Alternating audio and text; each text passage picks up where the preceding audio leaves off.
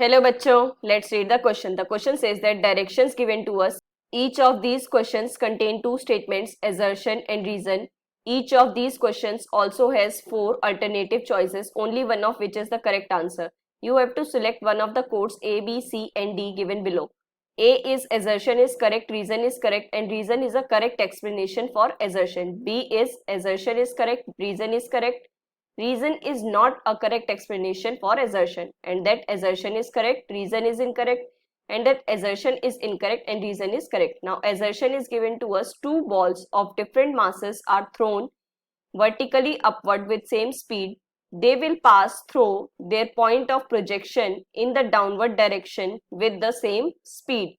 Reason: the maximum height and downward velocity attained at the point of projection are independent of the mass of the ball. तो देखो बच्चों, सबसे पहले की concept है हमारे पास, that is kinematics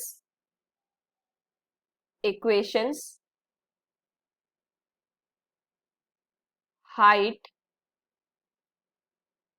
velocity, projectile motion.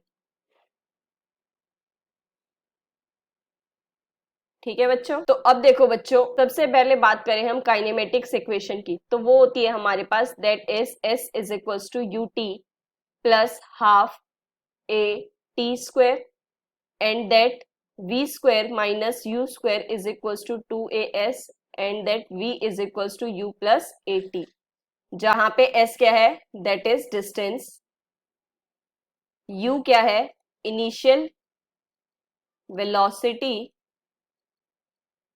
v क्या है, final velocity, and that a क्या है, एक्सिलरेशन,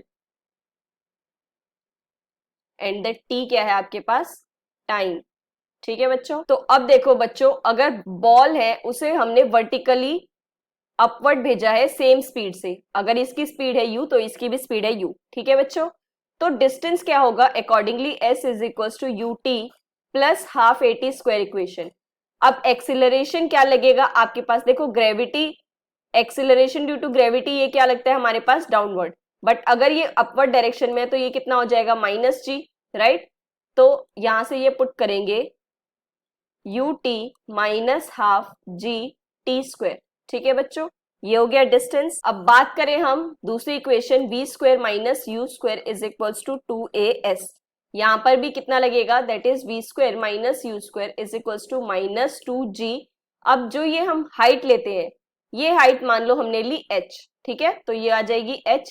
सिमिलरली यहाँ पे कितना हो जाएगा, h is equals to u t minus half g t square. ठीक है बच्चों, अब देखो आपका जो असर्शन का स्टेटमेंट है ये करेक्ट है, राइट. प्रोजेक्शन ऑफ पॉइंट जब डाउनवर्ड डायरेक्शन में जाएगा तब वहां पर आपकी ये पास होंगी. ठीक है, अब मैक्सिमम हाइट और डाउनवर्ड वेलोसिटी जो अटेन्ड हो रही है वो इंडिपेंडेंट ऑफ मास है. यही देखो यहाँ पर बोल रहा है, यही जो h है वो हमारी मैक्सिमम हाइट है और ये है क्या हमारे पास, दैट इज वेलोसिटीज. तो ये क्या है आपके पास, independent of mass, right. So because of that our option number A is the correct one and that is the final answer. Hope you understand it very well. Best of luck. Thank you.